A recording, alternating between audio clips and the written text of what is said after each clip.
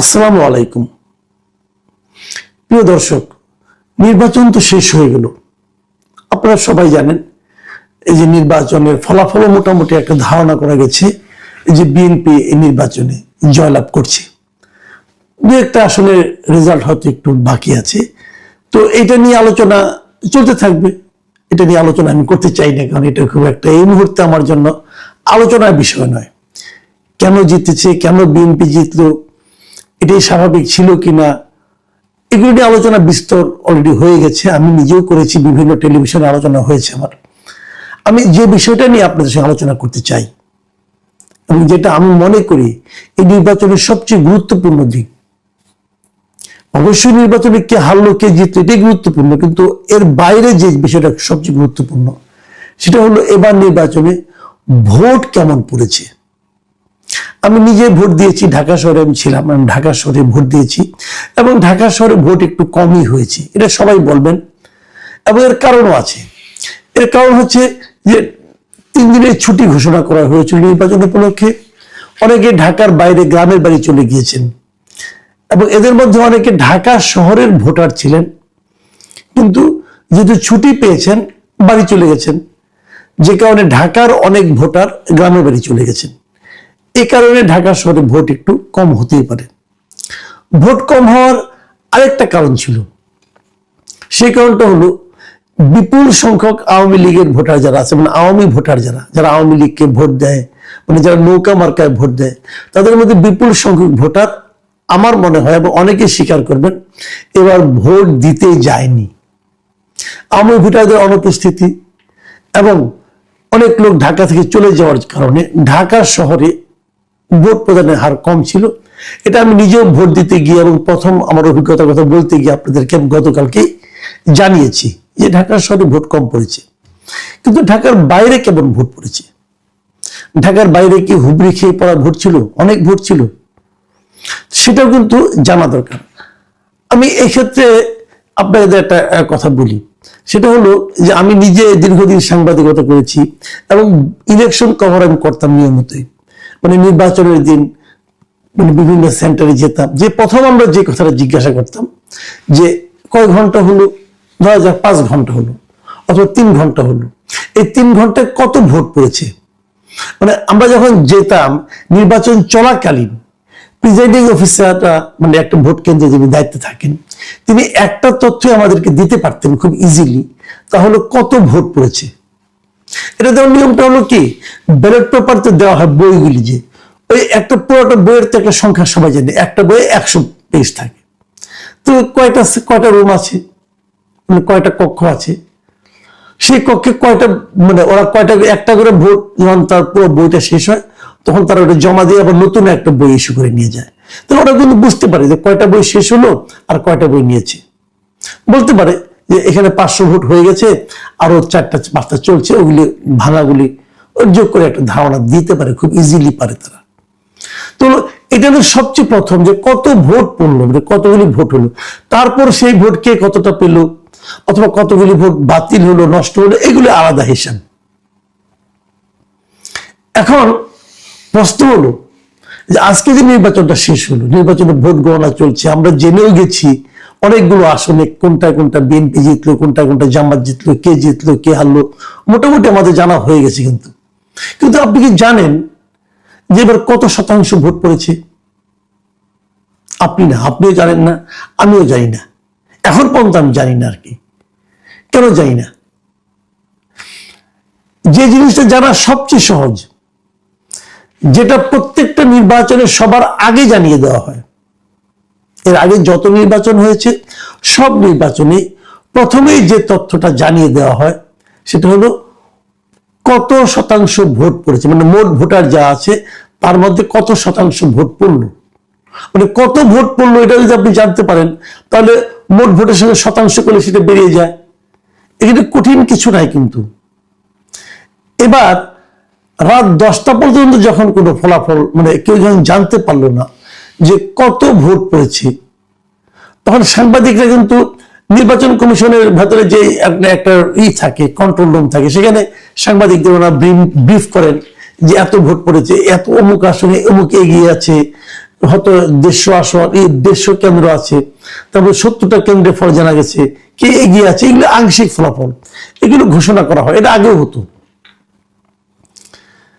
তো সাংবাদিকরা 10টার দিকে জিজ্ঞাসা করেছে যে কত ভোট পড়েছে, তো তার আগে প্রথমত তারা জিজ্ঞাসা করেছে সিইসি কে। ভোট গণনা যখন শুরু হলো সন্ধ্যার পরে, তখন সিইসি যখন আসলেন তখন সিইসি কে জিজ্ঞাসা করলো যে কত ভোট কাস্ট হয়েছে। সিইসি বললেন এটা ইসির সচিব বলবেন। ঠিক আছে, তারপর সচিব এই আংশিক ফল প্রকাশ করা শুরু করলো। রাত 10টার দিকে এই ইসি সচিবকে, নির্বাচন কমিশনের যিনি সচিব আছেন, তাকে সাংবাদিকরা জিজ্ঞাসা করলো যে কত শতাংশ ভোট পড়েছে, এবং উনি বললেন কি, এত অধৈর্য হলে তো হবে না, আপনারা যদি এত অধৈর্য হন তাহলে আমি এটা বন্ধ করে দিয়ে ওটার দিকে যাই, মানে এটা মানে ওই আংশিক ফল বন্ধ করে দিয়ে টোটাল কত শতাংশ ভোট পড়েছে ওটার দিকে যাই। বুঝেন, উনি বিরক্ত।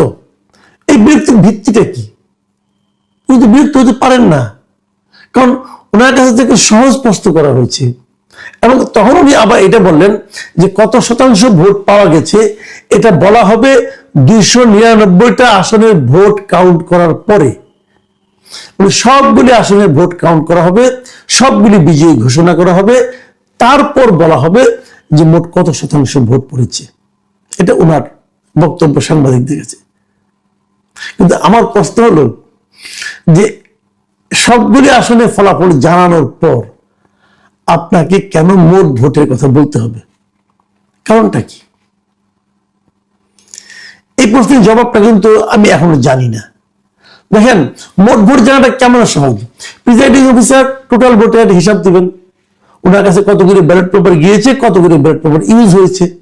এটা তো 4টার সময় যদি 4:30 পর্যন্ত ভোট হয়ে থাকে, 10 মিনিটের মধ্যে ওনার পক্ষে বের করা সম্ভব ওনার এই কেন্দ্রে কত ভোট পড়েছে।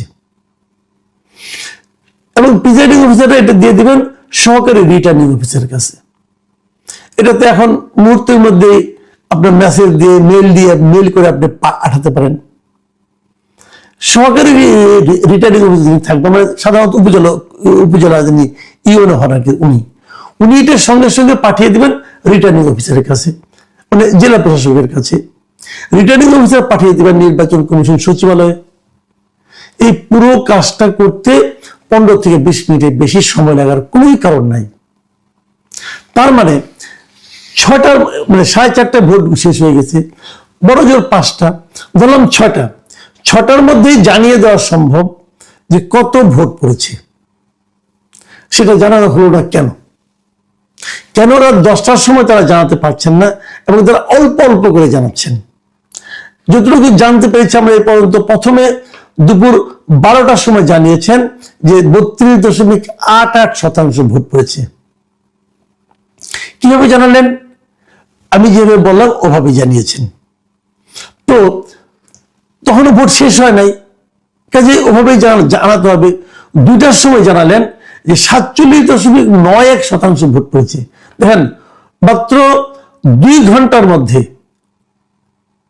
কিন্তু 32 থেকে 47% হয়ে গেল, মানে 15% ভোট পড়লো। আপনারা মাথায় রাখেন মোট ভোটার কত ছিল এবার মোট ভোটারের সংখ্যা ছিল 12,77,00,000, মানে প্রায় 13 কোটি। এই 13 কোটি ভোটারের মধ্যে মাত্র 2 ঘন্টার মধ্যে 15% ভোট কিন্তু বলা গেল। 15% মানে প্রায় 1.5 কোটি ভোট, 1.5 কোটিরও বেশি, প্রায় 1,70,00,000 ভোট কিন্তু তারা মাত্র 2 ঘন্টার মধ্যে বেড়ে গেল। কিন্তু এগুলি নানা রকম সন্দেহের কথা বলার জন্য আমি বললাম, কিন্তু সেটা যেটাই হোক, সংখ্যা যাই পারুক, আমার কোনো আপত্তি নেই। কিন্তু আপনি কেন 6টার মধ্যে পুরো ভোট কত পড়েছে সেটা বলতে পারছেন না? এখন যখন আপনি না বলছেন, আপনি এটা একদম মানে এ ধরনের উদাহরণ আগে কখনো হয়নি, এবারই প্রথম। তারা ভোটে মানে কত ভোট পড়েছে, মানে কাস্টিং ভোটের পার্সেন্টেজটা তারা জানাচ্ছেন না কেন? এবার আরেকটা কাজ কিন্তু প্রথম হয়েছে, সেটা হলো গণভোটটা এবার প্রথম হয়েছে। এভাবে একই সঙ্গে 2টো ভোট এই প্রথম হয়েছে। সমস্যাটা হলো ওই জায়গাটাতে যে আপনি গণভোটে কত ভোট দেখাবেন, সেটা কি কারণ? কারণ আপনি যদি দেখান যে ভোট কাস্ট হয়েছে, যাই হোক ধরা গেল 50%, অথবা 50% মানে 6 কোটি ভোট কাস্ট হয়েছে, তাহলে আপনি গণভোটেও 6 কোটি ভোট হয়েছে। কারণ একজনকে তো 2টো করে ব্যালট পেপার দিয়েছেন আপনি। তো গণভোটে কত পার্সেন্ট আপনি দেখাবেন, এটা নিয়ে কি আপনারা গবেষণা করছেন? আপনারা কি প্রমাণ করতে চাচ্ছেন যে গণভোট মানে পুরো দেশের কত লোকে ভোট দিল? যদি অর্ধেকের কম লোক ভোট দেয়, তাহলে তো লোকে বলবে যে গণভোট মানে কি পুরো দেশের জনগণের মতামত। অর্ধেকের কম লোক যদি ভোট দেয়, আর যদি সেখান থেকেও যদি আপনি 70% পান, ধরা যাক কথার কথা, ধরা যাক অর্ধেক কম লোক ভোট দিলে 6 কোটি লোক ভোট দিল, 6 কোটি যদি 70% হয়, তাহলে সেটা আরো কমে গেল 4 কোটি মতো হলো। তাহলে এই 12 কোটি ভোটের মধ্যে যদি 4 কোটি লোক ভোট দেয়, তার যদি হাফ ভোট করতো, এইভাবে যদি আপনি হিসাব করেন না, তাহলে এক পর্যায়ে প্রশ্ন উঠতে পারে যে আপনাদের সংবিধান সংশোধন করলেন, এটা তো পুরো দেশের রিপ্রেজেন্টেশন হলো না। এই ভয়ের কারণে কি এরা ভোটের হারটা কম করে দেখাচ্ছে না? তারা মানে কি তারা হা না ভোট গুনে এক পর্যায়ে যে কত পার্সেন্ট ভোট দেখালে পরে হা ভোটের সংখ্যা 50%-এর বেশি হয়, তারা কি এই হিসেবে দিকে যাচ্ছে? এই জন্যই কি ভোটটা কমিয়ে দেখাচ্ছে, এবারে ভোটের পুরো ভোটের সংখ্যাটা জানাচ্ছে না? এই ধরনের প্রশ্ন কিন্তু আসতো না, আসছে ওই কারণে যে বিলম্ব, অপ্রয়োজনীয় অযৌক্তিক যে বিলম্ব, তার কারণে। এখন এখানে সবচেয়ে বাঁচার উপায় হলো বলা যে ওনারা আসলে অভিজ্ঞ না, তো এই জন্য বলতে পারছেন না। কিন্তু সেটাও তো ধোপে টেকে না, কারণ তাদেরকে সাংবাদিকরা বারবার বলেছে আপনার ভোটের মানে কাস্টিং এর হারটা বলেন, তারা বলেনি। প্রিয় দর্শক, আপনারা এগুলো ভাবুন। আমি একটা সম্ভাবনার কথা বললাম, এই সম্ভাবনা যদি থাকে, এমনিতে হা না ভোট নিয়ে নানা ধরনের বিতর্ক, লোকে বুঝতে পারছে না কেন হা কেন না, তার মধ্যে যদি এই কত পার্সেন্ট ভোট পড়লো এটা নিয়ে বিতর্ক হয়, তাহলে এই রেফারেন্ডামের মানে এই গণভোটের ভবিষ্যৎ আলটিমেটলি কি দাঁড়াবে, এটা একমাত্র আল্লাহ জানেন। প্রিয় দর্শক, এখন এই পর্যন্তই। আল্লাহ হাফিজ।